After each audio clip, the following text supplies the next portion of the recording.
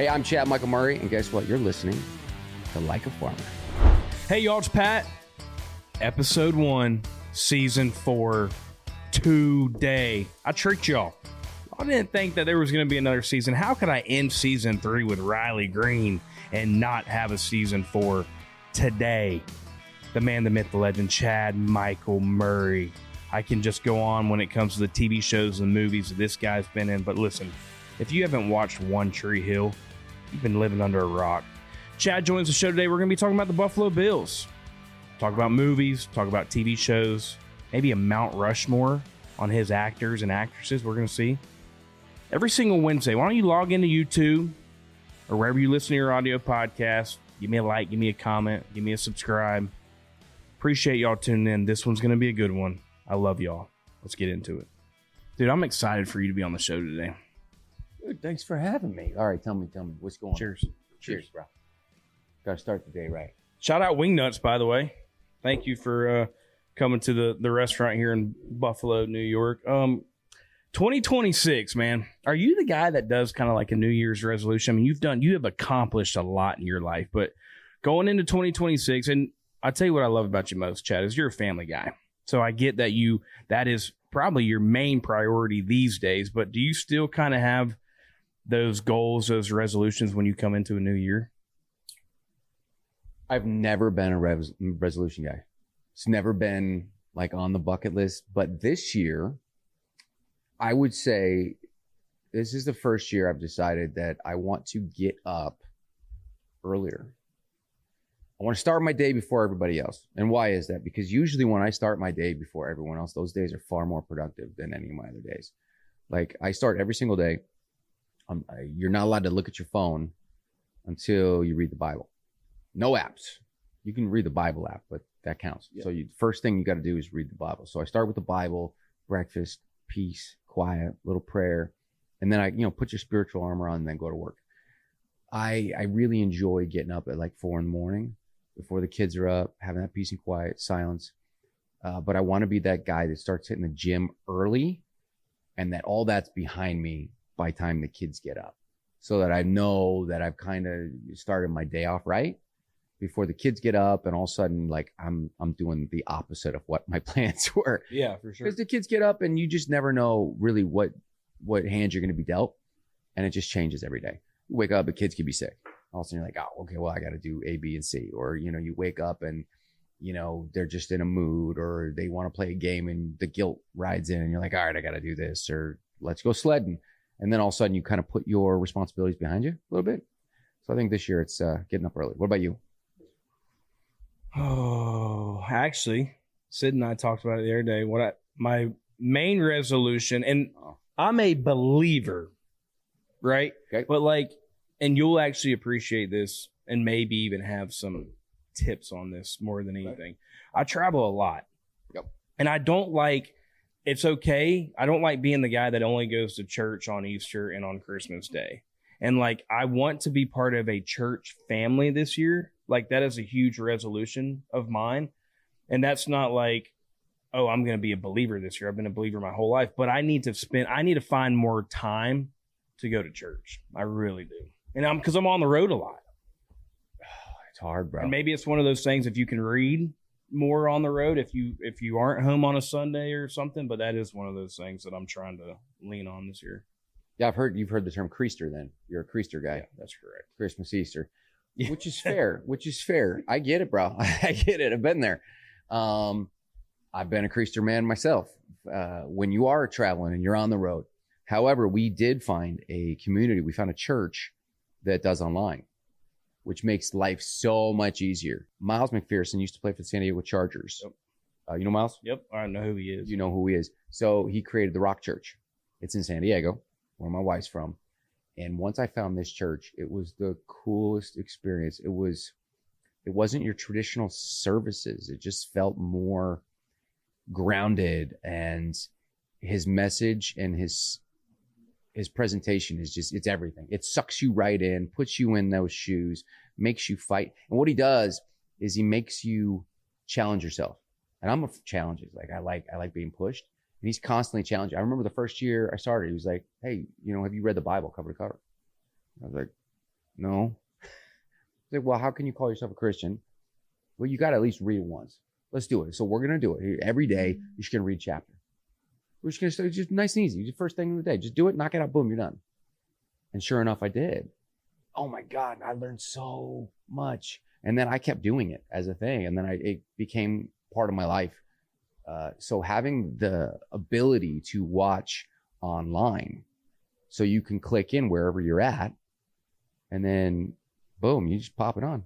You watch The Rock Church. You can even miss when it starts. They're taped. Yeah, it's Watch not it like later. one of those awkward moments when you walk in late at church. I mean, it's okay if you log in a little bit late. Oh no, this church you can walk into late. You're good. Okay. It's cool like that. Gotcha. You can wear your ball cap. You can wear a hoodie. You come on in like everybody's loved. Blue everybody's jeans. accepted. Yeah. That's what I like about it. But he's like, the first thing he does when he comes, he's like, hey, find someone who doesn't look like you, give him a hug. You know, like he's very just like, let's get everybody together, get everybody on the same page. We're all just trying to live this world the best we can, you know? So for me, that's where it started. And then I started kind of like devotionals, the Bible app. Bible app's the way to go. Yeah. Because you could just literally start your day. If you don't have a lot of time or you're on the road, just do your Bible app. Check it off the list. You know, get 365 days in a row, see what happens. I need to lock in on that. So there was that. And then this was last year's resolution that I did not do. I want to learn how to snow ski. I've never been snow skiing. I don't know how to snow ski. I've got one of those bodies where, you know, you don't want to catch me on the football field. You don't want to catch me on the 50-yard line, me rushing the passer, but I can't ski. Like, there's no way. I guess I can maybe do the whole pizza thing going down the hill, but that's about it. Yeah, how's your gravity? Like, have you got a low center of gravity or No. no? I would say hand-eye coordination's pretty good. Okay. I don't know if you need that skiing, but yeah, that's probably. Can you paddleboard? I can. I don't want to. How's your balance? It's fine. I'm more of a tube guy. Like, I'll snow tube, I'll water tube. Fair. Hey, dude, there's nothing wrong with that. I don't judge you. Have you ever snowboarded? No, hell no. If I can't snow ski, there's no way I can snowboard. You're going to take one away. I did it backwards. I snowboarded first. And then snow ski. So I would say two's better than one. It's easier to learn. True. And you also... It's much harder to perfect. Well, you also were in an area that you could do that. I mean, look, we're actually... Exactly. If y'all could see this view right here, people that are watching this, I mean, it is snowing in Buffalo right now. I want to start there, honestly, Chad, like growing up in Buffalo. And when you think about Buffalo, and this is why, I mean, Josh being my partner in this company, obviously who he is as a person. But when you think about how he grew up, that hard work, that blue collar work ethic, and then you come to Buffalo, a city like Buffalo, that's what it is. I mean, just because of those two words after Buffalo being New York, and the common person saying, well, New York's the concrete jungle, it's the city, it's the Big Apple. Like, dude, this is as blue collar as it gets here in Buffalo. How was it growing up? It's a bubble a little bit. When you grow up here, it's hard to kind of get the idea of what the rest of the world is like. And I really appreciate it and love it so very much for that. This is as blue collar as it gets, man. You get up and you put your big boy pants on and you go to work. And you work long days, hard days. You break your back, you go home, you pay the bills. And that's what my dad did. My dad raised 5 kids on his own. And we were paycheck to paycheck and sometimes less than that. You know what I mean? So I got to learn a lot from my pops from that. And so when I moved to LA, one of the things that I decided right around probably 25 is I missed my roots. Like, you kind of get out to LA, you change a little bit, you become whatever that is, you know, you try to adapt, and then you go, I lost who I was. And then I brought my roots back and I said, you know what, I'm going to go and do this blue collar style. Check in early, check out late, break your back, leave everything out on the dance floor. So at least you can sleep well at night, right? And I know you know what that means. I know you live that life. Yep. You know what I mean? If I can rest my head knowing that I gave everything I got, then we're good to go. And that's what this town is. And I think that this town makes for great people. Like, it's just, the people here are fantastic. Like, I love going to the stores and the grocery stores, and you know your grocer, and you have conversations with everybody, right? Like, you could talk to anybody here. Anyone will dig you out. You've seen it on the news. You know, The players got snowed in that one game, 2 years ago? Yeah, 2 years ago. You know, they're digging them out. They're pulling them out. Or every single year it happens to be that you need people shoveling the stadium. I think they're actually doing it right now. They're doing it right now. Yeah. Right now. They're getting $20 and a beer. And they're like, hey, I'll do this. It's great. I don't know. I love it. I love it here. And now we want to raise our kids with a little bit of that instead of kind of the LA thing. And there's nothing wrong with LA. It's just different. And you had one of those childhoods. Now, like I said, I did a little bit of research coming into it. Now, you went to a Burger King one time. I did. And did you get jumped at a Burger King? Did I read that correctly? I mean, Yeah, that was LA. That was LA. That was LA. That was welcome to LA. You are not in Kansas anymore. That makes a lot of sense. Yeah, now we're talking. So you just walked into a Burger King and so I remember the story goes back to like senior year, because senior year we all went out and we were doing a playoff run and we all got tattoos. It was like one of those things, like a bunch of us went out, we ran and got tattoos. And you got a tattoo? I got a tattoo. What'd you get a tattoo of? Dude, it's terrible. I got my initials. Why did I get my initials? Because I was thinking, like, what am I going to get that I'm not going to hate in 3 years? But boy, by the way, I was way wrong. I totally hate my tattoo. But I was like, what's not going to change? I was like, well, my initials aren't going to change. So we'll go CMM, boom, pop it right there on the arm. Okay, good. So I get to LA and I got my buddy, he lives in Panorama City. And there's a lot of gangs in Panorama City. And so he thought, oh, dude's good. Because I was going to the swap meet. I was hanging out in the neighborhood. I was going to the grocery shops. Like, I didn't have any problem, but I also wasn't aware. I was just floating around, Buffalo kid, floating around LA and in the wrong neighborhood. And one night got done playing basketball. And we pull up to this Burger King, and I'm like, dude, go through the drive-thru. And he's like, no, man, I got to make a call. I got to check my pager, because that's what year it was. And I'm like, all right, cool, whatever. And I go in the Burger King, and I just feel like this little kind of touch on my shoulder, and I look over, and there's these 3 guys, and one's got a scar across his throat, down his face, really jagged, so you could tell it was probably knife, bottle, who knows. Inside out Raiders jersey, just gold chains hanging down. And he just looks at me, and he's got 2 big dudes with him. He's like, what's that tattoo for? And I was like, oh, man. And I had a cutoff, and you could see my initials. And it's Old English. So it just looks like it's like a gang thing. And I was like, oh, no, dude, that's just my tattoo, man. It's just my initials. We're cool. You want some food? Yeah. Like, I'm thinking, how do I get out of this right away? And he just looks, and he's like, well, you think you're hard? I was like, no, bro, dude, I don't think I'm hard. It's just a tattoo. I'm good. I'm seriously, like, everything's fine. And I look over, and at the door of the Burger King is a security guard. He's got his arms crossed. And he just goes, because he's watching. He sees it. I look back. The manager's across the counter right here. And she just goes, I'm like, oh, I'm in trouble. So I turn back, and I'm looking right across the register, and they're here. And I feel just a little touch. And as I turn, pop, boom, right in the nose. Just as soon as I turn, just drop back. My eyes are watering. Second guy comes in with his foot, kicks me second time right in the nose. Third guy comes in right down on the top. Again, all 3 shots straight to the nose. Put my nose over here. And just an ass beating. Just, dude, 3 shots, boom, boom, boom. Didn't feel a thing. That was the weirdest part about it. And so in that moment, I did the dumbest thing you could ever do in that situation. So like, I'm looking and I'm thinking, all right, there's a window. I'm going to run. I'm still in pretty good shape. I just played high school ball. Like, I can outrun these guys. I know I can. Like, if they got a gun, whatever, I'm jumping through the window. I'm gone. And I start looking at their belt lines, see if they got a gun. And I just went, all right, mother, let's do this. Come on. And they did. It was weird. They did the opposite of what they should have done. And they went, okay, tough guy, coming back with a gun. Walk out. The security guard opens the door, excuses them. They leave. They walk out, and I'm standing there, and I start pinching myself. You ever have those moments in life where something crazy happens, and you're like, dude, am I sleeping? Like, this has got to be a dream, right? Yeah.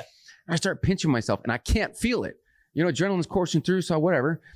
Everything's fine. And I'm like, I look across the street, and there's a Galpin Ford dealership, one of the biggest dealerships in the world. I look over, and they come running out from underneath the lights, guns, plain as day, right across the street.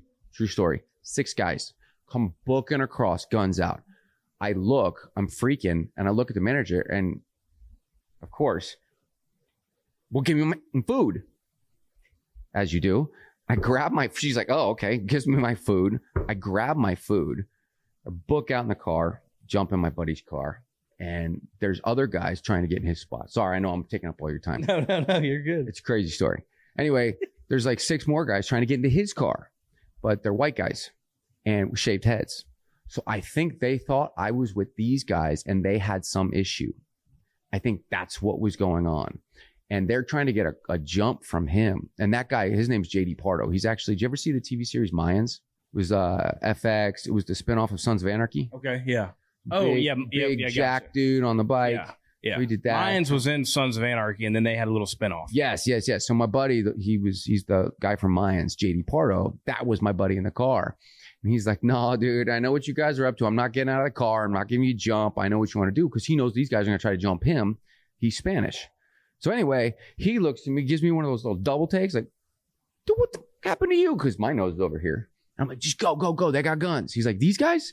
I'm like, no, just go. Anyway, we leave, driving down the street. And coolest thing he ever did is in that moment, I was so upset. I pulled the mirror down and saw my face, and I couldn't believe it. And I punched his window, and it spidered out. And like, we're 2 broke kids. Like, we don't have money. And he was just like, it's okay. It's cool. What happened? And his dad's a sergeant at Rampart, which is like one of the hardest places in LA. And I told him what happened. Anyway, we're driving back. We're going to go back to his house. And those guys are still standing outside Galpin, just hanging out, looking around. And he's like, those the guys? You can't let them get away with this, dude. Is that them?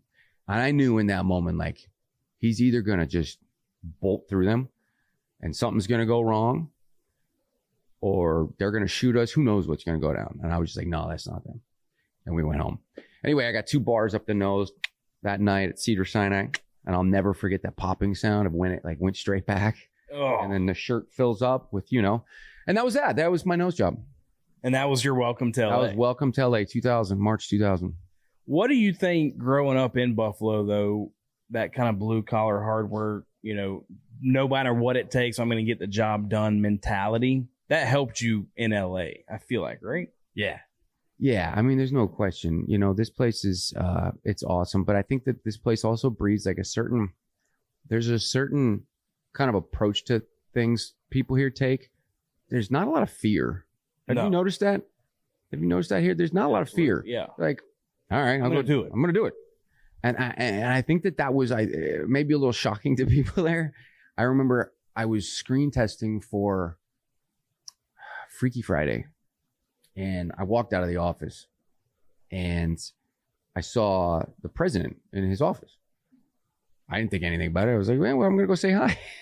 You're not supposed to do that, by the way. You're not supposed to. I just walked right in his office, knocked to say, hey, sir, I just want you to know I've always wanted to work with Mouse. I want Mickey to be my boss. And I think that this is the greatest corporation. So thank you so much for having me. He's like, he was really thrown off. He's like, hey, what's your name? And shook my hand, I met him, and headed out. And I got the job, but it was kind of like that nature of not having fear and still being a gentleman about things that got me in the door in LA. And as a Bills fan in LA, dude. I mean, but that was. Dude, do you have any idea for 17 years, bro? Like the whole time. I remember I was on his couch still, my buddy, that guy who I was with when I got jumped. We were watching that Tennessee game. And from there on out, my entire time in Los Angeles was just like cursed during the football season. How do you feel right now about the Buffalo Bills? And look, for the people that don't know, because I'm sure everybody's like, well, why in the hell is Chad Michael Murray sitting across the table from Pat Spinoza? And I get that question. I do. It's the Buffalo Bills, baby. So, like, just give me your rundown right now of, like, the Buffalo Bills, even in the last few years. You got 17 at the helm. Yep. I don't know who else you'd rather have there. But, like, what is when you go year in and year out, coming into football season, like, as a fan, a super fan that you are, like, what are your thoughts? And now we're in the playoffs. I'm 100% a realist. So I don't play the game of like every year, oh, we're going to Super Bowl, this is it. No, I've done that. I've had my years where I was like, I think we're going to turn it around. I think we have a great team. You know what my belief is? I'm going to tell you the truth. I think we've been holding back, and I think it's intentional. I think my gut, if I'm Buffalo and I'm sitting there going, gosh, man, we've made it so far. Get out there, you get the 1 seed. Get out there, you get home field advantage. You fight all season. You go in there busted, bruised. Everyone knows your game plans. They've seen everything you got. Why don't we just get to the dance? Season doesn't start till November. Get in there. Let's go in there healthy. Let's get into the dance and then pull the rest of the playbook out. And then, we start implementing towards the end of the season so everyone's not ready for what we're going to do. And then punch everybody in the mouth and show them what the Bills are about. So nobody's game plan. Nobody's ready for it. I feel like that's what we did this year. That's my gut. I'm just throwing, I could be completely wrong. And a lot of people could say you can't do that. But I think when they looked at the schedule and they saw the strength of the schedule, they went, we might be able to do that this year. Just go in there and squeak out some wins. They don't got to be pretty. They just got to be W's. Get enough to get into the dance. Get into the dance, yeah. Get to the dance. That's it.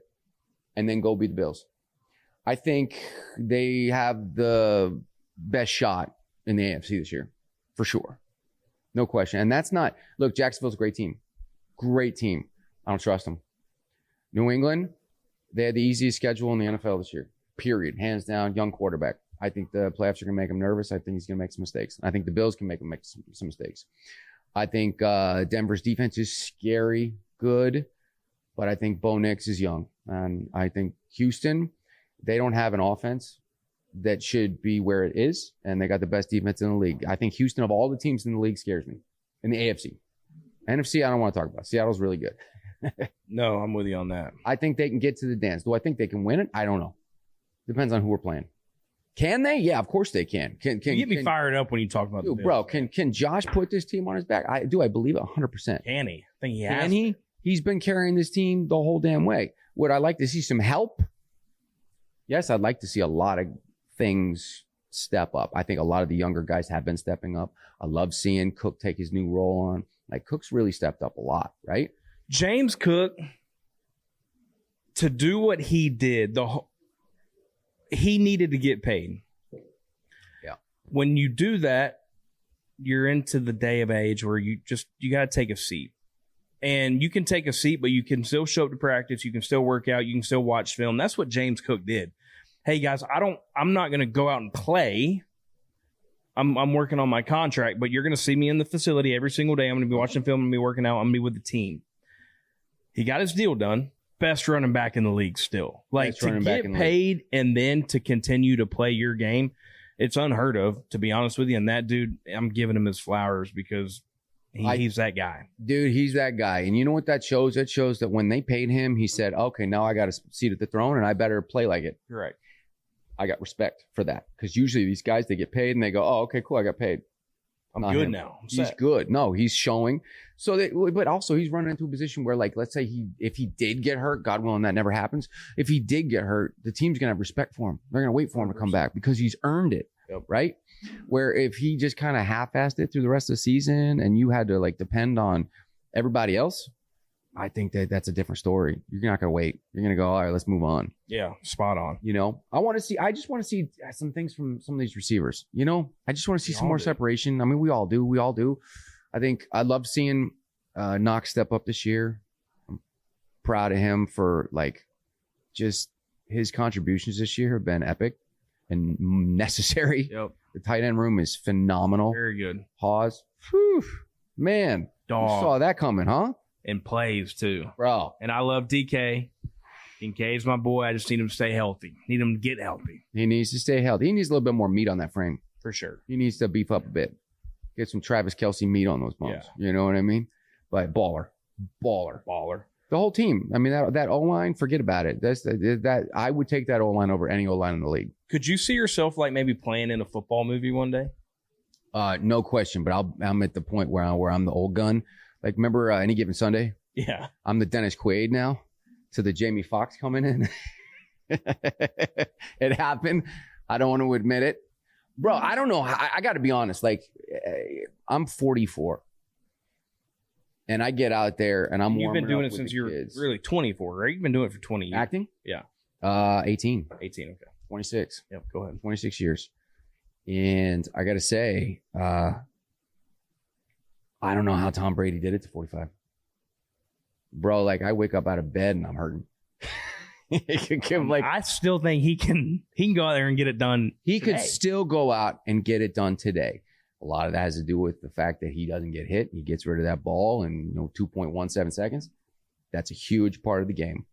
So he doesn't have to Josh Allen it. He doesn't have to be Superman. Yeah. Right? But man, oh man, bro, I don't know. Like Phillip Rivers getting up at 44, going, let's go see what happens. I got nothing but respect. Nothing but respect. I was ballsy. Very, very. I mean, but he got it done. Got a little bag. Hey, man. Say he got some insurance for the next few years. He was good. He was good. What, he get $250 million on his last contract? Yeah, he's fine. Hey, we play a segment on this show, okay? All right. Will you do it? Do the segment? What's the segment? It's called Cut the Line. Great. Presented by Case Knives. Case Knives. Have you ever heard of Case Knives? No. So Case, it's a knife company, keeping your blue jeans, and like you just always use it when you need it. I'm a big primitive camper, but I've never used one of those knives. Okay, well, I got one coming to you. Beautiful. Now. Appreciate you because my old one's burnt out. Is it? Yeah. Dull? Yeah, I got this really cool custom buffalo knife. It's a beautiful, beautiful thing, but it's not. I can't get it sharp anymore. She's dying. Cut that line, okay? Got done. One of the most iconic lines in history. Movie, TV show, I don't care what it is. You just need to reenact what your favorite line is when it comes to a movie, whether it's a funny movie, a serious movie, whether it's a TV show. Reenact it. I got to put this away from me because there's some volume to it. All right, you can still hear me, right? You got me? Okay. Seeing is that there's some snow on the ground. We did just finish with the holiday season. I got to say, one of my favorite movies of all time, it's definitely in my top 5 of all time, is It's a Wonderful Life. Period. It's a perfect film. Perfect film. Okay? And Jimmy Stewart is freaking mad. There's a beautiful moment when he's running through after he comes back and just, Merry Christmas, yo, building and loan! Merry Christmas! Merry Christmas, Mr. Potter! And I love it, man. It's my favorite. That's a good. AJ actually does that one a lot. Do you do that? That is a good one. Merry Christmas, building and loan! That's a good one. How did you get into like acting and what you do now? Is it something that you thought you were going to do as a kid, or is it just one of those things where like, I'm a good looking guy. I think I can get into character. Let's move to LA. No, that's not what happened back then. It wasn't based on, like, I didn't go out there because I thought I was a good looking guy. In fact, it was the opposite. I wasn't like that guy in high school. What it was, I just love movies, man. I love movies. And I remember multiple times where I just would sit down, and I was that Blockbuster guy, man, who like every Thursday and Friday night I'd drive out to Blockbuster and try to get there right before midnight. Are you kidding me, dude? It's 12:01. They close the door. Please open up. You know what I mean? Blockbuster, the candy section, the movie section, the game section. Bro. I mean, the fact that we don't have Blockbuster anymore, that might be something that me and you can get into business with, because I love the concept of it. The concept wasn't just going to get a movie. The concept was it was family time. It was friend time. What are we doing together? What's our bond, right? Yeah, sorry, that was nostalgic. I'm with you. You're right. No, you nailed it, dude. Blockbuster was everything. And I would go out there with my family. I'll go out there with my friends. You grab a little bag of popcorn because they were like singled out. They weren't even like a 3-pack. It was like you buy your single pack of popcorn. I was never allowed in the candy section. My dad was anti-candy. Anyway, and that served me well. Oh, it turned out, I mean, look, I was allowed to get candy and you weren't. Look at the difference, Dude, I've earned it. I've gone the other way. I'm like, no, I'm addicted. Do you still like candy? Love candy. Okay, so, all right, well, I thought maybe because you got it as a child, you wouldn't like it anymore. No, I still like it, Chad. Yeah. In fact, I'm opposite. Like I went like hardcore into the candy. Anyway, Blockbuster. I went to go rent. I think it was Varsity Blues, because Varsity Blues just reminded me of high school. And it was just like, you're playing ball. And I remember seeing Paul Walker on the screen, and I was like, dude, I could do that. Like, that's what I want to do. But I had accidentally, when I bought it, they had put the wrong VHS in the case, and it was Primal Fear. Anyone ever see the movie Primal Fear? I have not. Bro. Come on, man, put it on the list. Yeah? So Primal Fear, it's a great movie. It's Ed Norton. It's what gave Ed Norton his career. He's incredible. It's Ed Norton and Richard Gere.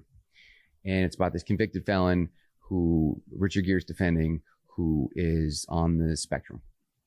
And it's insane. And I'm not going to spoil it for you because the ending's going to blow your mind. Anyway, Primal Fear was there. And I got home and it was past midnight and I couldn't return the movie. So I was like, well, screw it. We're just going to watch it. So I pop in Primal Fear with my pops. And watching Ed Norton's performance in that made me want to be an artist, made me want to be an actor. And I got a job at the independent movie theater here in Buffalo. And I started watching all these great independent movies, man, like Gods and Monsters, Buffalo 66. All these were my senior year. American History X, senior year. And so I started watching all these movies, and I just loved it. And I was like, that's what I want to do. And I was 15. I was in the hospital here at Millard Fillmore, and I'm ringing. This is the first time this ever happened. And that's my dad. I said, Pops, look at that. It's the way the universe works. See that? I said, Pops. And I was in the hospital for about 3 months when I was 15. My intestines had twisted, and like almost died too. Yeah, it was. I'm so blessed that it happened. I can't even tell you. I was life-changing. Not just everything about it. Like, to go through that experience, you're saying was... I developed a relationship with God. I developed a great relationship with my father. Like, my dad, who's got 5 kids and was an air traffic controller at Buffalo International Airport, the one that we all fly into, he's working there every day. He would go to work all day. He'd come home. He'd throw food on the dinner for the kids, and then he'd come and he'd spend the night with me at the hospital just to be with me because I was in so much pain. And he was there with me every night, and we never knew what was going wrong. Anyway, I had like 48 ounces of internal bleeding, blah, blah, blah, blah, blah. My nurse, every boy's dream, was a model. Okay, right? Now we're getting somewhere. You're 15. Chad. Yeah, come on. I'm sorry. I'm boring you guys. What are we talking about? 15 years old, nurse Alana. And if you're out there, Alana, thank you so much. God bless you. Every boy's dream. Dude, she had to change my catheter. That's not an easy task. Oh, absolutely not. Alana, we thank you for your service. Dude, like you're 15 and you're awake and they got to put the catheter in. You're like, oh God, this is oof, ah, oof, ah, oof. Anyway, she said, you should model. And I was like, that's what the nurse said to you. To me. To the 15-year-old kid. The 15-year-old kid. Okay, now I'm thinking differently. I never really took that angle. Okay. Alana, shout out. Shout out, Alana. And I was like, I don't. She was trying to give me motivation to get out of there. Yeah. Is what she was doing.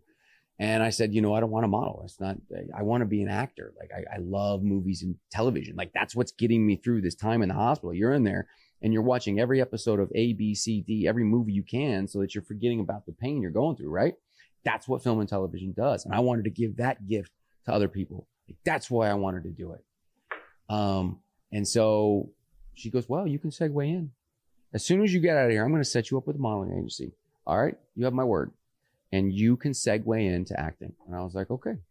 So I got out. It took me like 6 months to put weight back on. I went from like 185 to 118. Dude, it was scary. Got out of there. I looked in the mirror the first time and I just lost it because I was a skeleton. Like literally just bones. And put some weight back on. She put me in touch with this modeling company here in the city. And we didn't have much money. So they actually paid our way down to Florida. Went to a convention in Orlando. Bro, Alana did all of this stuff? And you haven't talked to her since? I saw her for a couple years after. Every year we will go back on Christmas. I mean, wow. Flowers, she like chocolate. She changed my life. Yeah. She absolutely changed my life. And she didn't pay my way. The convention paid my way, but she introduced me to those people who then in turn took me there.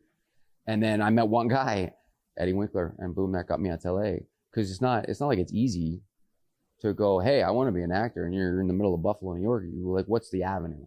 where's the inn? You know, you're in the middle of like Montgomery, you're in Alabama. What are you going to do? You know, you're in Nashville. What are you going to do? You don't know. So I got lucky. I got blessing, man. What was your first, like, gig, I guess you could say? I don't know which one came first, but I'm pretty sure it was Chicken Soup for the Soul. Bro. Yeah. And it's the only time you can see me pre-broken nose. It's one of the only times. There's two things. I did MTV's Undressed. Do you remember Undressed? No. Should I? No, you probably weren't old enough. An MTV guy. You weren't an MTV guy? We didn't really have that channel, I don't think. Yeah, for them. How old are you, bro? Okay, so you know. MTV used to be cool, bro. I liked MTV Cribs, obviously. That was like the end of MTV. Well, it was like, there you go. Right when it started to jump off. Did you ever watch TRL? I don't know what that is. Well, I mean, what is that? What, like, can you? So we used to actually watch music videos, and we would like see the top 10.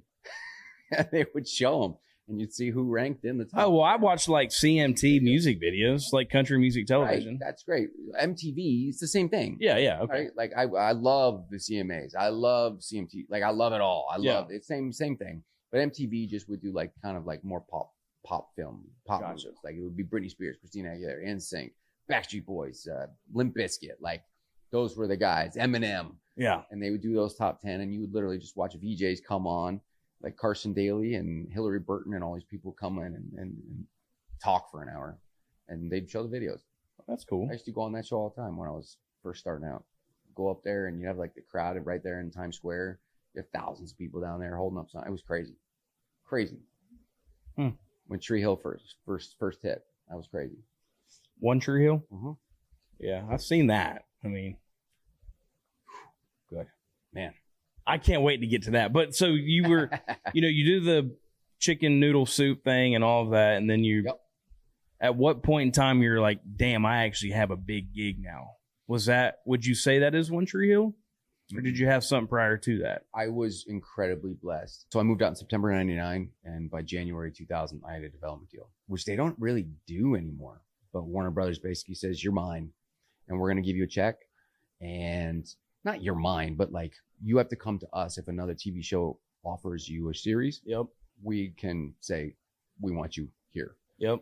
And so they bring you shows and bring you opportunities. And that's kind of what happened. I had screen tested for a TV series against Paul Wesley, and he got it.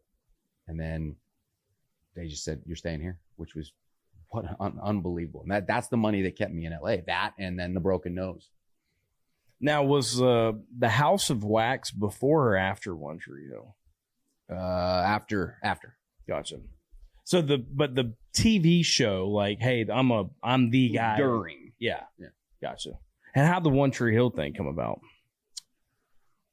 I had the development deal with Warner Brothers, and Kathleen Lettery and just a bunch of amazing people at Warner Brothers took care of me, and they kept bringing me project for project. I think it was like August or July 2000, after I had my nose broken, they brought me Gilmore Girls. Did Gilmore Girls for a year, and then like, hey, you want to stay here? And I was like, wow, I really want to do my own thing. It'll never be Gilmore Girls and Tristan. It'll be Gilmore Girls. So I was like, So then I went over to Dawson's Creek. Did Dawson's Creek for a year, and they asked me to stay there. Iconic. Dude, that was what a learning ground. I will say, back in the day, I don't want people to think that I'm like, hey, this guy grew up in the South, didn't have a television, don't know any TV shows. Just, I chose CMT over MTV. 100%. Now, back in those days, what you're talking, some of those TV shows that you're talking about, just iconic, man.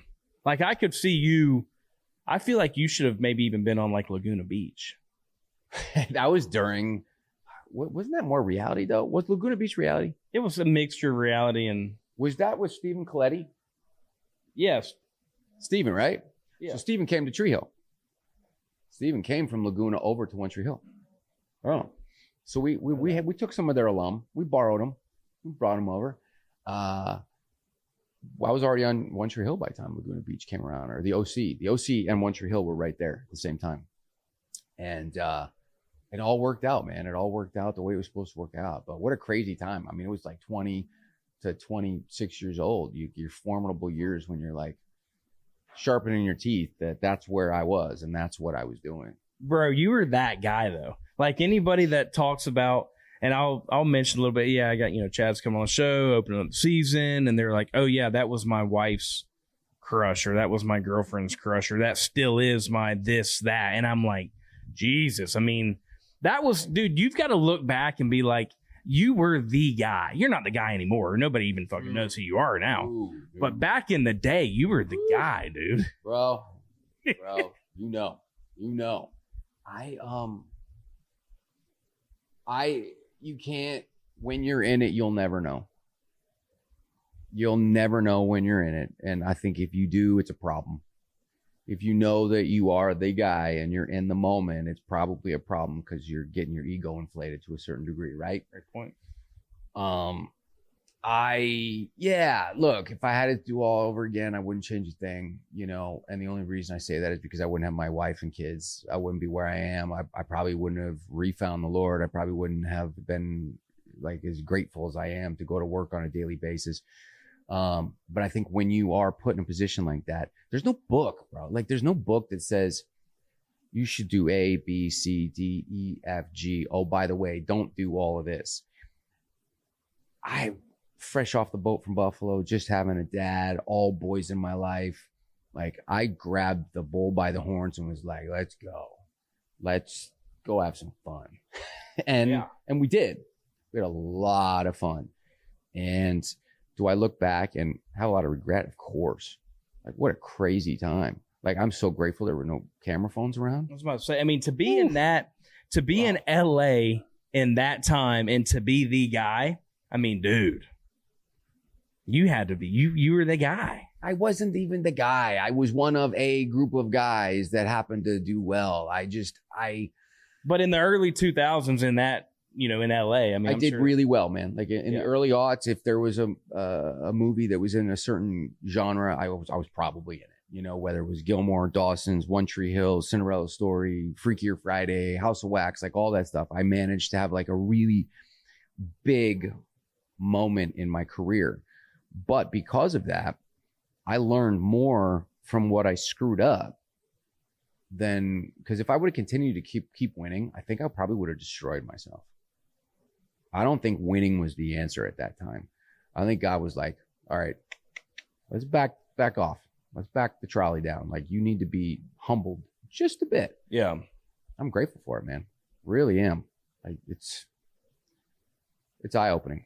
How is it, in your opinion, because you start seeing, and I don't know if there's a certain time period that needs to pass before a second of a movie comes out. Like what Adam does with Happy Gilmore. Right. Or you've got, obviously, the Rush Hours, the Men in Black, so this and that. Freakier Friday. 23 years. 23 years.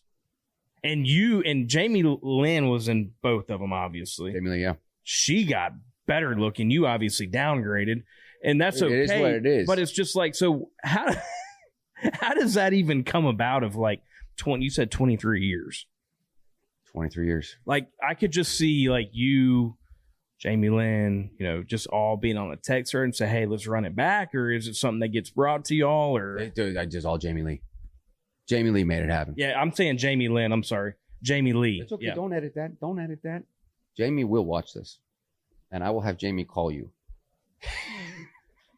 She gonna appreciate it. You still look really good, Miss Jamie. I promise. Oh, are you kidding me? Why do you think my character has such an affinity for her? Come on, man.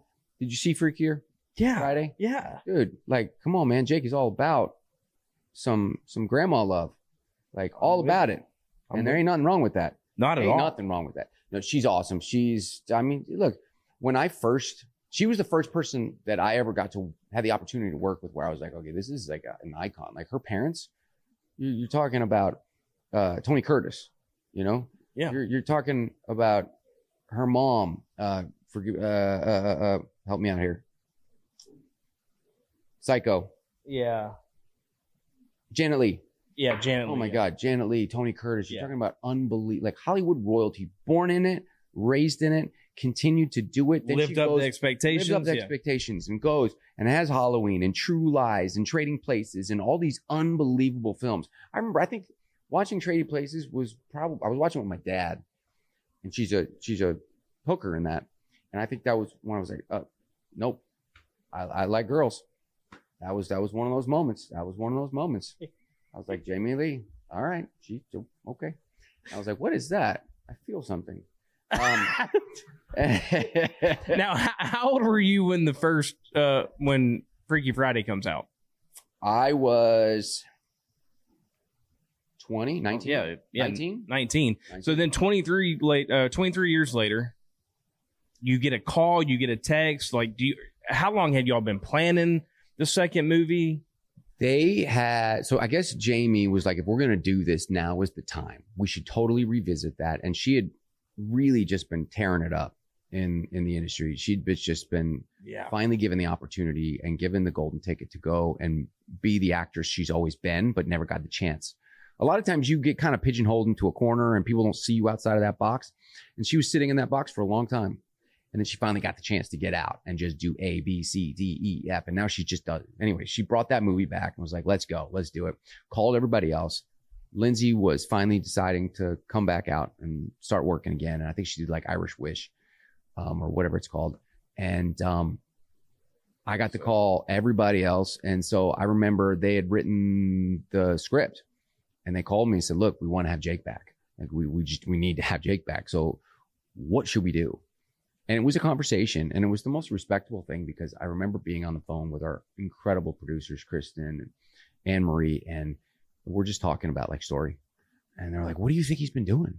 And I'm like, I don't know. Like, what's the funniest option? I said, I think he's got like a shrine in the back of his room that nobody talks about. Nobody knows exists. We'll never see it, but it's just got a picture of Jamie Lee Curtis, Tess from back then. And that moment that she grabbed him on the bike.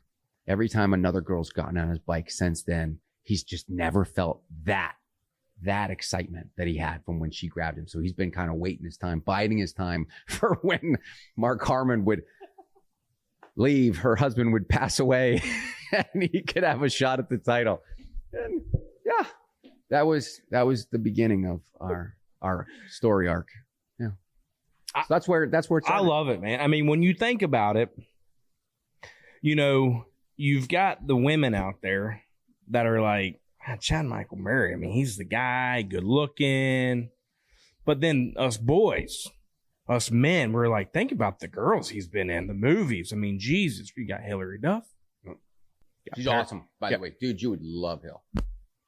Love her. I mean, maybe we'll see her on the show one day. You never know. Let's make it happen. I mean, it seems... a new album, so what the hell? Come on, man. Exactly. Let's make it happen. And she was on the TV. I will say, I mean, some of y'all, I mean, it's just like fine wine. You just age better and better the older you get. Hilary was on the TV show. What is it? No, I think he's thinking about No, baby. How I Met Your Father. No, I'm talking about Hilary in the show the other day that you made me binge watch. Younger. And dude, I thought my wife did the same thing. She binge watched that. She done. Oh, I binged Younger. And Hilary, I mean, she looked great. Yeah. No, she's aged beautifully well. She's fantastic. But she's got a light. She glows, man. If she walks into a room, you would immediately go, who's that? She just does it. Yeah. Yeah, I think that's sometimes what people say about me when I walk into a room. Just that was what I thought first time I met you back last year. I was like, man, who is that? That dude runs a room, man. Wow. It's your eyes, bro. It's your eyes. Thank you. Yeah. Hey, I got you. Paris Hilton. Yeah, dude. Like everybody, like that whole era, I was with a lot of the young stars that were on the up and up, man. Like I don't really think about it often, but when you sit there and you look back, you go, okay, that's pretty cool. Like what an incredible opportunity, because look, dude, we're all just humans, man. Yeah. We're just out there doing our thing, and I had the opportunity to work opposite them. Pretty cool. We play a game on this show, okay? Okay, great. This game's called Give 'em the Boot, presented by TECOVAS. I've got a brand new pair of TECOVAS for you. Just not here right now. That's okay. You didn't have to put them in your suitcase. I get it. Okay. So this is how the game goes, all right? You got 4 questions right there. Chad, you can give one of them the boot, nobody really gives one the boot. That's kind of lame. But if you give one the boot, that means you have to answer the rest of them. I'm assuming you're going to answer all of them. Talk about peer pressure. But you can give one the boot if you want. Give them the boot. Question number 1. Here you go. You want me to tell you got a fuzzy in your hair, or do you want to leave it there? Where do I? Yeah. Where? It's on the right side of your head above your ear. Right here. Yeah, that's why I didn't say anything. This side? Yeah, it looks like you got a cotton ball, right? Are you kidding me? No. This whole time? I got you, bro. Thank you. I got you. See, this is what we do here. This is called buffalo. Oh, wow. How did you even see this thing, man? All right, here we go. Question number 1. Give them the boot. Give him the boot. You got to read it out loud, too. Oh, I got to read it out loud. Yeah. What's your most memorable moment watching the Buffalo Bills? Ooh. Oh, that's a good one, bro. And it's, oh, man. See, like, if you're going to give something the boot, that's probably the one you want to give the boot to because you don't want to piss off anybody. But I'm not going to give it the boot. I'm going to be a good man. I got a lot, man. I got a lot. Whether it was when I was 10 and we had to come back. Okay. That was a great moment. I just remember like I'd quit. I was one of those fans that quit. I went downstairs and I started playing NHL 1993 or 92 or whatever it was. And I hear my brother go, Andre Reed just scored. And it was on the radio, by the way. It wasn't even sold out. So it wasn't televised. And then I hear Andre Reed just scored again. I was like, what? I came upstairs and then just sat there on the couch. And me and my brothers, man, there's 5 of us. We're all just chilling on the couch watching listening to the comeback. And then went nuts, man. We're outside in our boxers and just going crazy in the snow. That was cool. And then I would have to say the other 2 that come to mind is obviously the streak, the drought ending. Seeing Eric Wood look up at the TV and you're watching it when the Bengals and Andy Dalton on the Bengals. Thank you, Andy Dalton, for ending that streak. I cried. I ran outside. I was so loud. I was in LA. But as crazy as it is because it ended the wrong way is the 13-second. Oh. Because I had COVID. That was the first time I had COVID. So that was a memory. COVID. And I'm on the couch and I'm shivering and I'm shaking. And I got COVID at the Bills-Pats game. Remember that game? That's where I got the COVID. The damn COVID. And it was from a person who said, oh, no, I'm fine. I don't have the COVID. My whole family has the COVID, but I'm fine. And that's where I got the COVID. You just assumed that person Oh, gave no, you I know that they gave me the COVID. Come on, man. I mean, yes, it was a stadium full of 70,000 people. But, yeah, I got you. I was in a box with that person. So you just assume that's where it came from. God bless you. I still love you, and it's okay. I survived. So I'm on the couch and just watching the Bills take that lead with 13 seconds to go and watching everybody in my house just celebrate and go crazy and watching my wife and everybody. And I'm like, oh my God, we're going to go to the AFC Championship. Like, this is it. I thought we were going to walk in. And then I was like, okay, there's 13 seconds left. Let's just be patient. Let's just wait it out. Game's not over. Game's not over. And I remember hearing everyone go, game's over. Game's over, dude. What are they going to do? I'm like, game's not over. Just don't move. Because you know how you freeze sometimes? Oh, yeah, for sure. Sit in your spot. Don't get out of your spot. Everyone got out of their spot. Ah. And then 13 seconds happened, and I just was crushed, man. I can't imagine what the guys felt that day. I can't imagine. It probably was the exact same feeling that Warren Moon and the Houston Oilers, because it was the Houston Oilers back then, felt on the comeback game. Probably the exact same feeling, man, of defeat. Or that was the championship? Because there was confetti, Diggs came out, or was it the championship game, or was it the divisional? No, it was divisional. Yeah, it was divisional game. Divisional. It was divisional. Yeah. Anyway, that game. I'm with you. Yeah, because I mean, look, at the end of the day, I didn't say it had to be a good memory or bad. I mean, it was just one of those. That is one thing that you will always remember. It's like 13 seconds. Number one, anything can happen. 13 seconds in Buffalo. I'm here in Buffalo. I was stuck. We're supposed to go back to LA, but I got COVID, so I couldn't leave. So I was stuck in my pop's house, watching on the couch. So I'll never forget that one. All right, next question. Yep. Boom, pop it up. Okay, what was one movie or TV show you really wanted and didn't get? Oh, that's a good one. Here's one. Wolf of Wall Street. Oh. Gambit in Wolverine. So I had screen tested multiple times, and I had been going back. Like I had gone back so many times for that, and I had read with Gavin Hood, the director, and they had sent my tape on to Hugh Jackman, and everybody on the creative side approved it, and I was like, that's my guy, and I got really high hopes. I mean, I went into this test. I'm doing magic tricks, got a Cajun accent. It's like, go on, man. Doing everything, man. Like it was like I was in it, and like that was the character I always wanted to play was Gambit. If I was ever gonna play a superhero, it was Gambit because I just loved his kind of rogue, against the grain nature. You know, him and Wolverine, those are like the two badasses. Yeah, right? Absolutely. And so I wanted to get that, and then sure enough, that was nixed by one person, and we tried. I mean, everything from writing letters to taking dinners, and they just didn't like my face, and that's okay. Yeah. Okay. Yeah. And it was a 3-picture deal too that was supposed to spin off from that into three movies. And you know, it didn't come to fruition, but that's, you know what? God put you where you're supposed to be. What could have been. What could have been. You know what I mean? So, and there's a bunch more, but that was the one. Damn. All right. Maybe next time, you know? Hey man, we'll see. I know what I want to do now. And we're going for it. What was the best behind the scenes moment on One Tree Hill? Oh God. Man, there's so many. So many. I mean, you spend 6 years with a group of people, like a lot is going to happen. You know what I mean? Like that becomes a family, whether it's dysfunctional or not, it's family. A lot of pranks. I was kind of like the good old boy of the group. And so not like good old boy as in like I was behaving. Yeah. But like I was having my fun. And so I used to drive down Myrtle Beach and buy as many fireworks as I could. And we would just try to blow stuff up.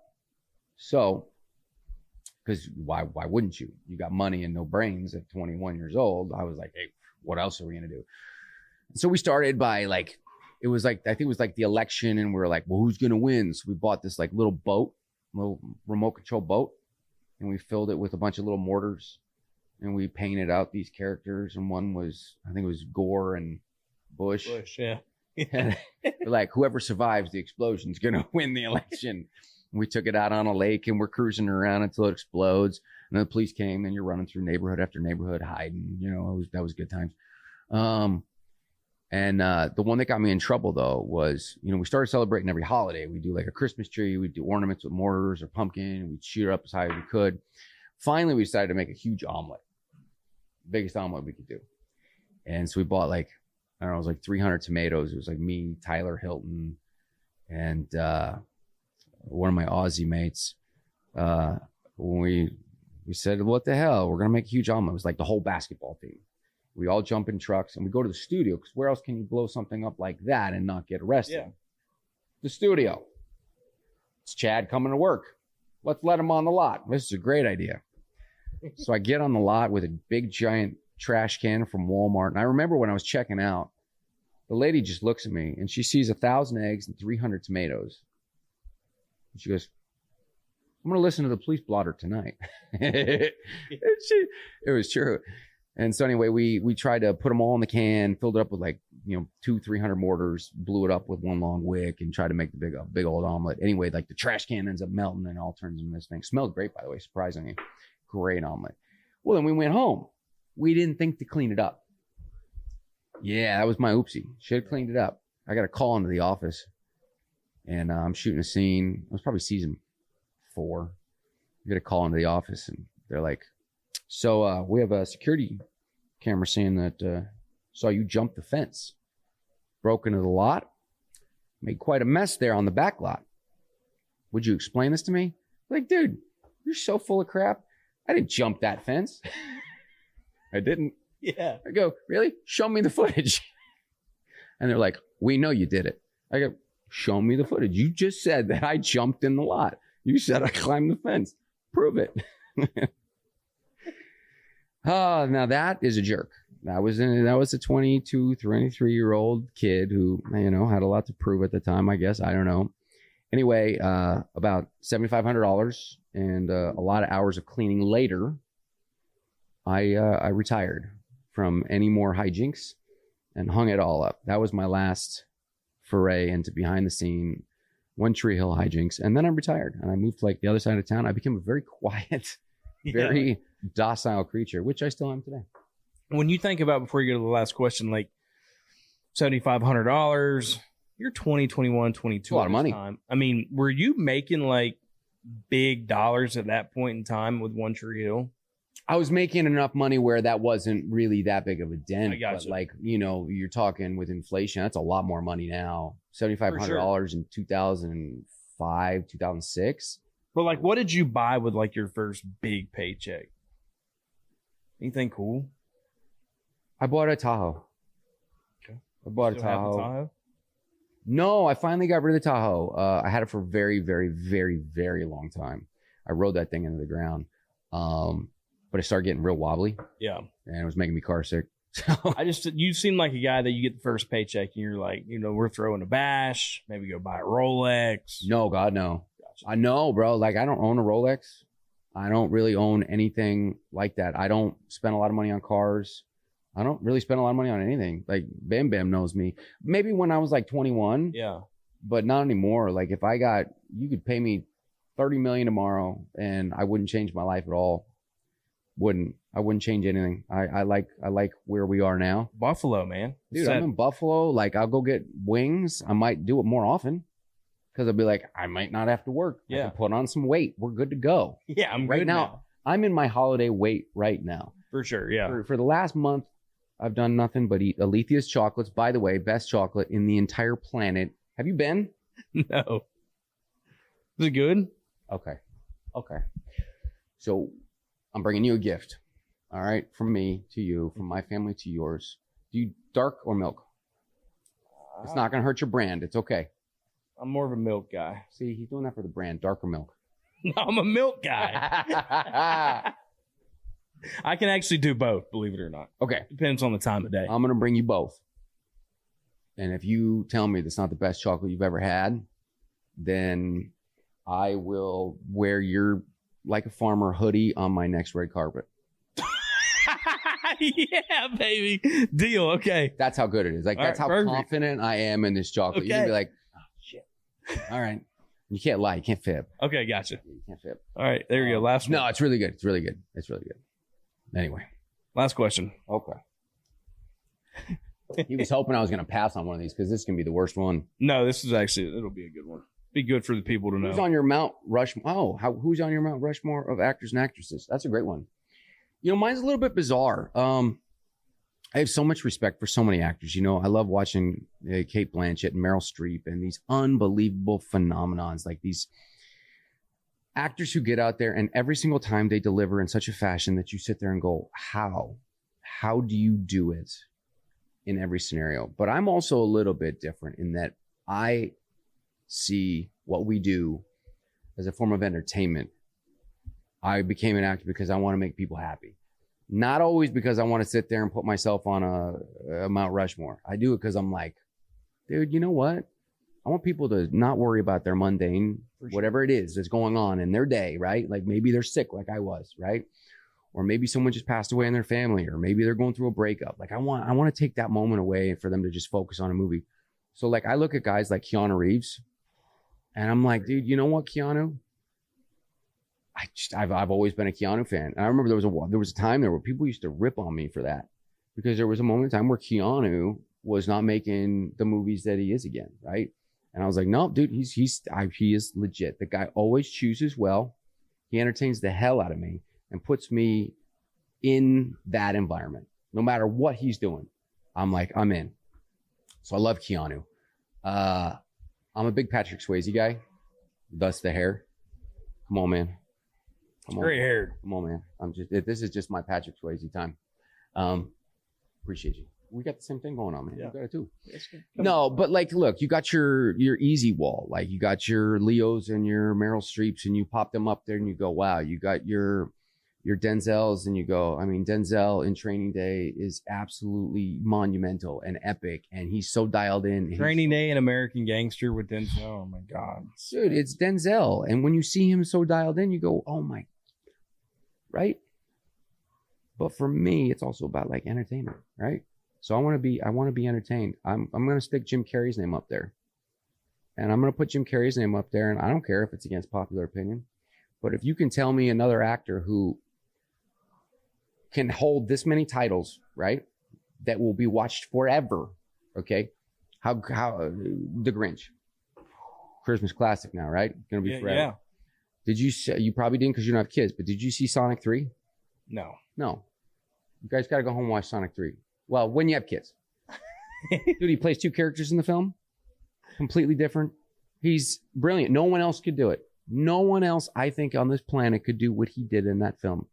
But then you look at The Mask and Ace Ventura. And you look at The Truman Show. And you look at one with Kate Winslet. Spotless Mind. It's a great movie. It's brilliant. That's more of his like darker like work. You see stuff like that and you go, okay, this man can kind of do it all. And he can do things that other people can't do. Right? Like there's a lot of great actors who get great roles, but that's kind of what they do. And then he goes out there and he does things that other people cannot do. They just can't do. They can't reach that. You know, I got to put Leo in that conversation though, because Leo also has an intensity that I don't think that anybody else can really hit when he sits there and he's in there and he's fucking table. He's just fucking there. He just doesn't break. He's so dialed in, you know, and it just pours. He is dialed in, man. Dialed in. I love watching him in that. I love watching him. He's just like, you can't stop. Right? Yeah. Who's yours? Come on, give me 2. Denzel, Vince Vaughn. Okay. Jennifer Aniston. I want to say Leonardo, but you just said it, so I'm going to throw another one out there. Clooney. Oh, interesting. Okay. Yeah. Okay. I mean, The Perfect Storm is my favorite. And I do think, good. Yeah, it's kind of cool. And you hit it earlier, and I'm excited to kind of see what you have coming down the pipeline as well. But you get stuck in this box of these are the movies that you have to do. Yep. And Wahlberg was in that box for a long time. And I think he's now I can do whatever I want, and you earn that title. So I think Mark's done a really good job. God, there's so many, dude. Because I think about my top movies, like I love The Perfect Storm. Mark and Clooney are both in those. The Town is one of the best movies out there. The Town's fantastic. It's great. Just boys being boys, man. I love that. What about like a new cat coming into town? Like, do you follow any of this Timothy Chalamet? Like, is there any? I'm looking at kind of like the music concept. Like, man, I really love Gavin Adcock and Zach Top. And, I think that the new young guys are finding new ways to branch out. Yeah, you know, I mean, I think that these secret identities that like Timothy and KJ Appa are doing, right, are brilliant. They're brilliant marketing tools. I think they're absolutely brilliant marketing tools, and I think it takes a lot of courage to say, you know what, I'm just going to do it my way. I mean, gosh, back in the old days, I would have done stuff like that in a heartbeat, but like that didn't exist to a certain degree. And I don't think I had the courage that they have to just say, screw it. I'm going to go create this cool kind of alter ego and go out there and do it. It's awesome. I have seen a lot of these young, like someone has really grown on me. So I saw Ryan Gosling in Numbers years and years and years ago. When he was with, it was him and Sandra Bullock, another great actress. But I saw him in that and I thought, this kid's got something. I didn't care so much for Remember the Titans, but in that in particular, great movie. I love the movie. Yeah. He wasn't my favorite character in that movie, but he was my favorite character in Numbers. And then as he grew and grew and grew, I started to really, truly appreciate his work. I really can't wait to see his new film. Where he's in space. Yep. Because he's doing something that is so bold and refreshing and it feels current and he's kind of nerdy, but still cool nerdy. And he's doing a lot of it on his own, very Castaway style, because he's not working with anybody. It's just him and a damn rock, right? Yeah. So it's not there. And I have so much respect for that. And I just think I think he's really effing cool now. I think Ryan Gosling has become something that I'm like, all right. And I just watched F1 last night. That was cool. I watched F1 not too long ago. That was a good movie. Obviously, Brad does a great job in most of the things that he does. Yeah, Brad is always going to be on that. Yeah. Brad, 100%. I should have said Brad, because Brad's always been the epitome. I remember first time I loved Hollywood was when my mom was still around. I was probably 7, and I was watching. It was 7 years in Tibet, and she was watching. She goes, "That is Brad Pitt. You could do that someday." My mom was my inspiration, to be honest with you. And she said that, and I never remember that. And then she always watched Brad Pitt movies up until it. So it wasn't much longer. It was like 3-4 more years. It was that, and then I remember seeing him in 12 Monkeys. You seen 12 Monkeys? No. That's maybe Brad Pitt's best work. Oh, wow. Dude, he's unbelievable. Have you seen 12 Monkeys? Okay. Nobody has in this room. You could go back in time. You would leave your fiance for that version of Brad Pitt. Oh, wow. Okay. We're not going to watch that. My wife would leave me for that version of Brad Pitt, too. He's just so good. He plays this insane asylum patient, and he's nuts. He's absolutely off the reservation. It's him and Bruce Willis. It's great. It's about the apocalypse, end of the world. I think it's tough or it's not tough, especially for, good-looking people like yourself. That you get it's kind of cheating, right? It's no fair. Like, because you want somebody that's good looking, halfway decent looking on your TV screen, but also can act. Because my thing is, this is why I love doing what I do. Number one, I'm very passionate about where I came from and who built me and the lifestyle that I lived, being like blue collar, rural America. I come from a 7th generation farming family that taught me the value of $1, that never really held. Half of my family's never even been on an airplane. But I like storytelling, because I do think that a lot of people are in this lifestyle because they had to be, but there's a lot of people in this lifestyle that want to be in this lifestyle. They want to drive a pickup truck. They want to wear cowboy boots. They want to listen to country music, and they want to, go outdoors and learn how to hunt, learn how to fish, and learn how to hike and do whatever. So me storytelling, like, I'm interested in you. Like, I want to know who Chad Michael Murray is. I know I can watch on TV and you can storytell, but I want to know who you are. So the storytelling aspect is really interesting to me. So on the acting side, I think that's what it is. I think it's storytelling, and you get the ability to go and storytell no matter who you are, whether it's in One Tree Hill or Cinderella Story or Freaky Friday or whatever. And that's what's been so, cool to me, to see somebody in your occupation do that, because you're just storytelling. And that's my favorite thing to do. And you're good at it. Thank you. You're good at it, man. I mean, look, numbers don't lie, and I'm a fan. And, one of the main reasons I actually wanted to come is because I'm country at heart, period. Like, I don't listen to anything but country for the most part. It's either that or 90s alternative, and that's it. Those are the only things to listen to. There's no more storytelling in music. I miss it. That's why I'm like, I like popping on my country. It gives me peace. I love primitive camping. I love getting out there with the kids, teaching them, swing an axe, cut down a tree, chop it up, firewood, let it dry out, build a cabin, do all that. Like, that's my peace. Yeah. And it comes from right here. It's here. Now, AI is big time into country music right now. Yeah, I know. And it's just, Riley was on the show not too long ago, and it's like, dude, you can't storytell there. Like, it's just crazy to me. Do you see AI getting into your space at some point, like when it comes to movies and television? No question. There's no question. I mean, I was just watching, they used AI in F1, trying to, age back Brad. Yep. And I think that there's uses for it when you want to do that type of thing where you want to age someone back. I know that certain actors, and I won't mention any names, have sold their images so that they can make movies with these people. And basically, they could be at 3 places at one time, and they'll make, you'll pop out 4, I don't know, movies with certain actor. I don't want to say any names because then you'll think that I'm talking about them. Yeah. But yeah, I think that we're at a place right now where I think the young group that is kids now might be the last generation of potential human movie stars. Wow. And I say movie stars because I think it's going to take a lot. Because you're going to get, AI is going to break into the industry. There's no way of stopping it. And it's going to start small. It's not going to just cannibalize the industry overnight. You'll get a new genre. And this is how I think it's going to play out. You're going to get a new genre of AI movies. Just like comedy, horror, you're going to get your AI movies. And there's going to be a streamer that's going to pop out. And it's going to say, hey, I know you pay $14.99 for Netflix, but guess what? $1.99. You can get all these movies. And some people are going to say, I can't afford $14.99 and I want entertainment, so I'm going to get this AI movies. Let's see what they got. It's going to take 1, 2, 3 hits. Yep. And for everyone to talk about those AI movies going, dude, did you see such and such?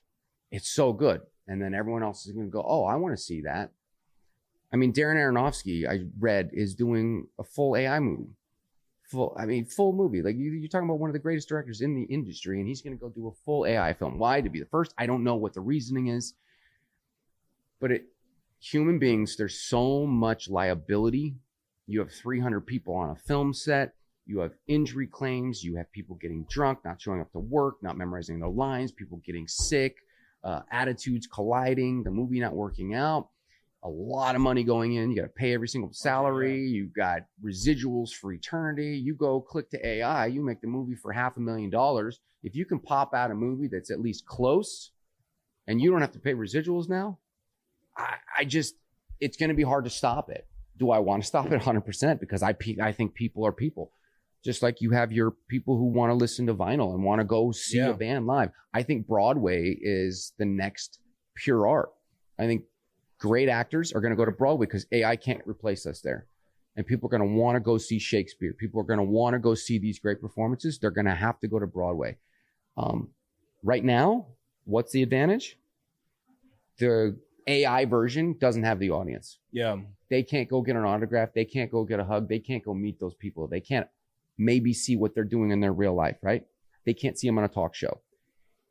But that's going to run out because once your Hemsworths and your Margot Robbies and your Leonardo DiCaprios and your Timothy Chamalets and all these people age out, the next generation hasn't been created yet. So if AI can get ahead of that next generation, they're going to build out that built-in fan base to get rid of it. It's the built-in fan base that will keep people like myself employed and other people employed because you can still make a movie and go, okay, we know we're going to get this many people to go watch it. We know that guy. We know that they're going to watch it. I feel like watching a Hemsworth movie. I feel like watching a Pitt movie. I feel like watching a Anne Hathaway movie, you know? So I think AI is going to, I think it's going to be absolutely 100 years. It's not going to look anything like it does now. That's just a hot take, Chad. I don't know if that's a hot take. I think that's what everyone's fearful of. Yeah, it's reality. Yeah. So what do you have coming down the pipeline that you're like, man, I'm really excited to, you have everything. It seems like there's a lot on, let's talk about, you got Sullivan's Crossing, the new Friday movie. You've got, you had what was that? Was it Married Gentleman, the stripper movie? Yeah. Come on, man.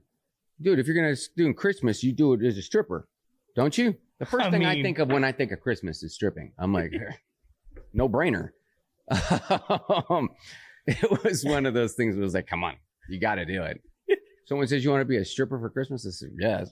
No, it's been really busy for the last 3-4 years. We have not stopped, and I'm taking a little bit of a break right now. I'm taking a couple months. I'm focusing on my daughter. So my daughter is about to do a movie. Oh, she's about to do a movie. She is. What movie is it? I won't tell you. Okay, gotcha. I won't tell you. But she went on to the Drew Barrymore show. I did see that. Did you see that? Yeah. Dude, she stole the show.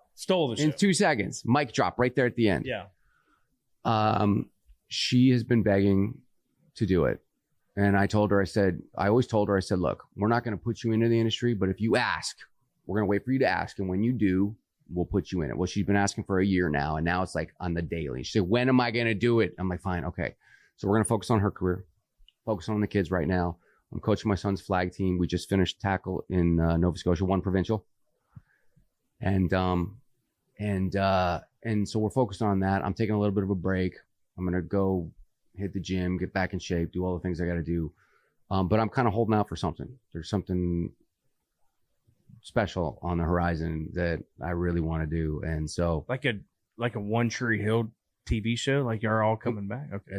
That is not what it is. Okay, gotcha. That is not what it is. And not that I say that that's not for me. What I'm saying is that I want to do right now where I am in life. I got young kids, man. So doing like the dark, drug addict-y, clothes off stuff is not for me. Right? Yeah. You know, I don't want my kids going to school going, why is my dad's naked ass in my locker today? Yeah. You know what I mean? Yeah, yeah.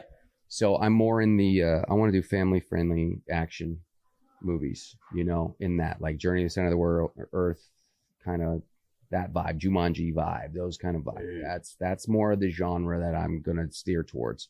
And it's nice to have a clear view and know exactly what you want and go, all right, let's go get it. Look, I mean, I think you were at the stage and you've worked your tail off to be able to do this. Now you get to, you're not just being in what you want to, you're creating what you want. Neil McDonough. Neil's been on the show. Yes, love Neil. Neil, I mean, he did his thing and now he knows what he wants to do.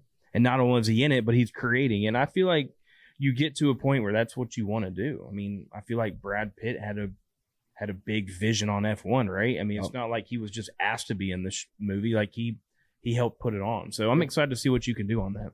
You know what? We'll see. We'll see. You know, again, I always give it all to God, and I say, hey, God's going to put me where he wants me, period. For the family, for everything. I want what's best for the family, for everybody. But I know what I want to do. We got season 4 of Sullivan's. We just finished that in December. That's coming down the line. We just had a movie on Hulu, hit #1. It's called Joy of the World. Got a couple other little things coming out just during the year, but I'm kind of holding out, waiting for that special little something that I'll get up and just run to work and just sleep in my damn trailer because I just want to be there so bad. Can I like have a roll into it? I'm telling you, man, you just got to give me one shot. I'm telling you. Can we act? Yes, 100%. Give me a scenario right now. All right. I'm telling you right now. I'm not. This is like when I turned 33 in October. I said like all I want for my birthday is to get one shot. I text Neil like every probably 2 weeks saying, dude, I need one shot. All right. So, do you have a sister? I don't, man. I had a sister who passed away before we were all born. And now then my single mom, raised 3 boys by herself. I have an older brother and a younger brother. Dude, she's awesome. Gangster, man. Okay. Your mom's still with us? Yeah. Okay. Tommy over there. Yep. Scenario. Sitting on your mom, but your mom likes it. Stop it.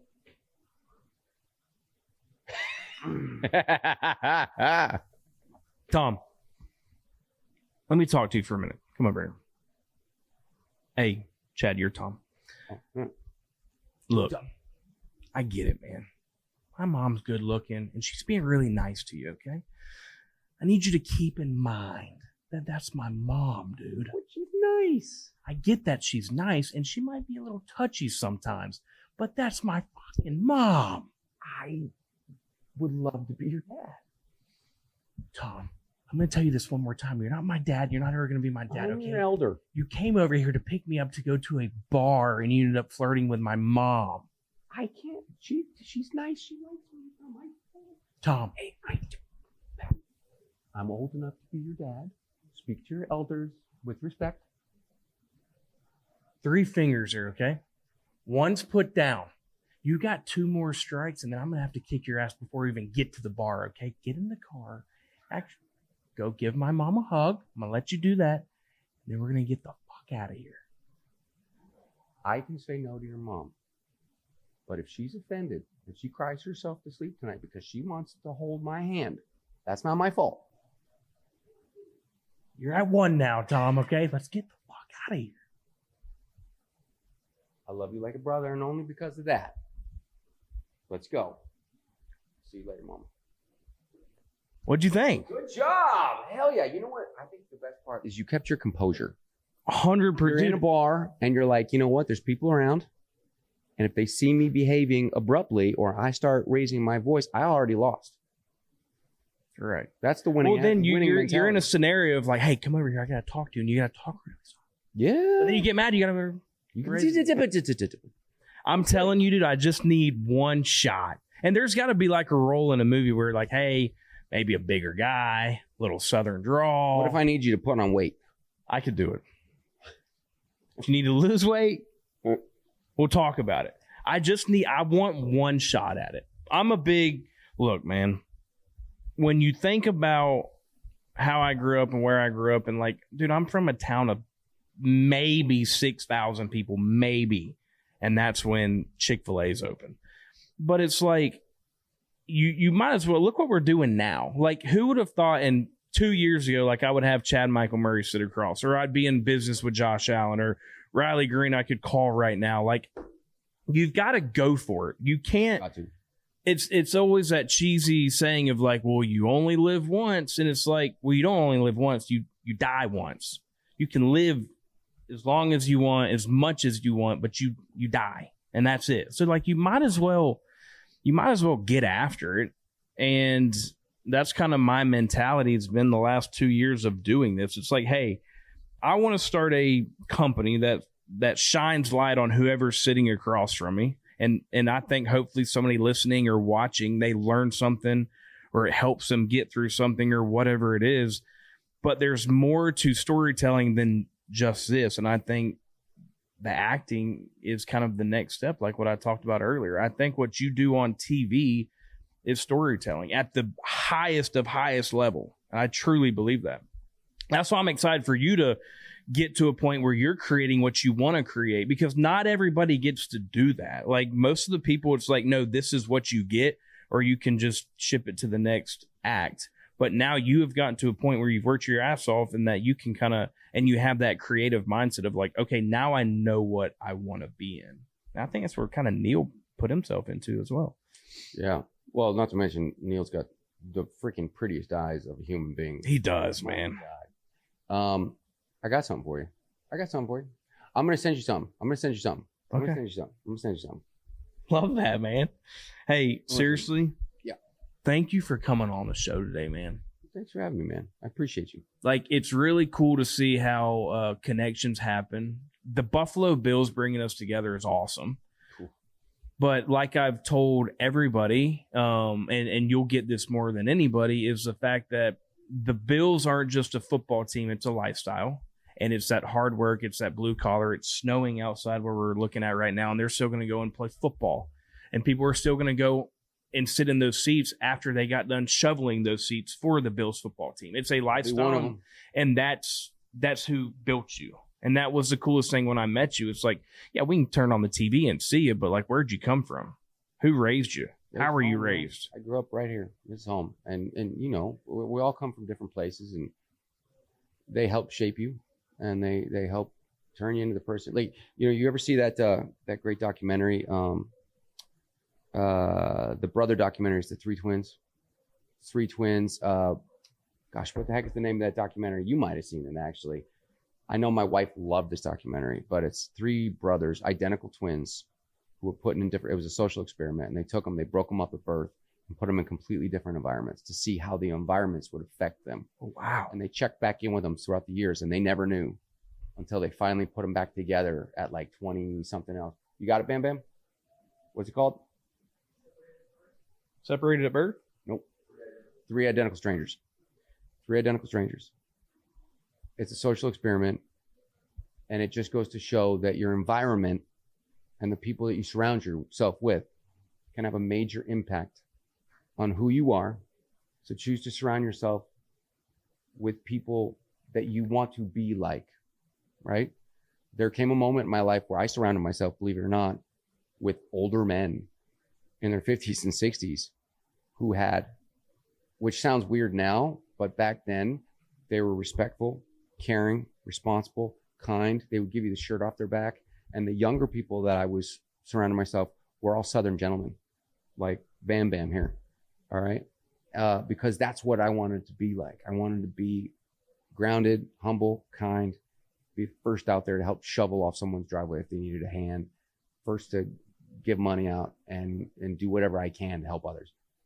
So surround yourself with those kind of people that you look up to, respect, the type of lifestyle that you want.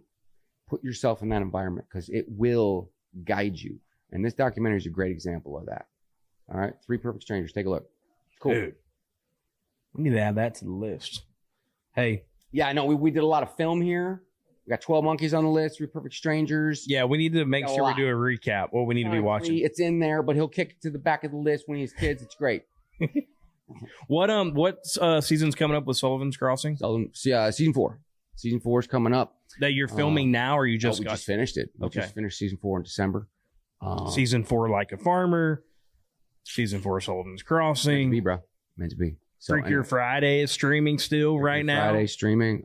We had a really, really great year, man. I mean, let's see. Married Gentlemen hit one last year. The Married Gentleman hit number 1. Because strippers and Christmas, bro. Come on. Strippers and Christmas. That's what you got. Little Magic Mike action in there. Yeah, we were the tamer version. We were Yeah. like the PG Yeah. Magic Mike, because And then what was the number 1 on Hulu movie? Joy to the World. Joy to the World. We follow up with Joy to the World. Emmanuel Shrieky? She's lovely. You'd absolutely love her. I'll have to hook you guys up. She's for a sit down here, but she did Entourage. She was Sloane, Entourage. Yeah. Of course I know. I mean, are you kidding me? Man. I just talked to Adrian last week. Adrian. Gem. Yeah, Adrian. Yeah. Love that guy, man. Good human, man. Yeah, he really is. And that he is actually the epitome of like what I've been talking about of like, it's Vinny Chase, dude. We all grew up watching Vinny Chase. You kidding me? I want to be Vinny Chase. Till I met my beautiful fiance back there, obviously. But you talk to Adrian and like, dude, Brooklyn, LA. I'm not Vinny Chase, man. I'm Adrian. I live on a farm in Texas. This is who I am. Yep. And that's what I like. Y'all see Vinny Chase on the TV screen. I want you to know who Adrian is. Yeah. And he was like the perfect example of like, I want a story to tell with you. Like, I get it. We can turn on the television and see who you are, but Sloane's great too. Are you kidding me? That whole cast. She's a gem. What a great human being too. Just like. But see, I want people to know that. Salt to the earth. And it's not always that way. It's not always. Are you kidding me? We'll cut these cameras off. I'll tell you about some terrible interviews. I'm sure you got them as well. Bro. Yeah. Hey, 26 years. You've seen a thing or two. Thank you again. Seriously. Thanks for having me here, man. And hey, dude, we got to do this again. Absolutely. And we got to see what happens when you eat that chocolate and I get to wear this hoodie on a red carpet. You guys will know how the bet went if I'm wearing the hoodie on the red carpet. There you go. Hey, thank y'all for tuning in. Episode 1, season 4. We made it. Thank y'all, as always. Every single Wednesday, why don't you get on your laptop, get on your phone, maybe you're streaming, YouTube. Type in Like a Farmer. Maybe like, comment, subscribe. Do whatever you got to do to be like a farmer.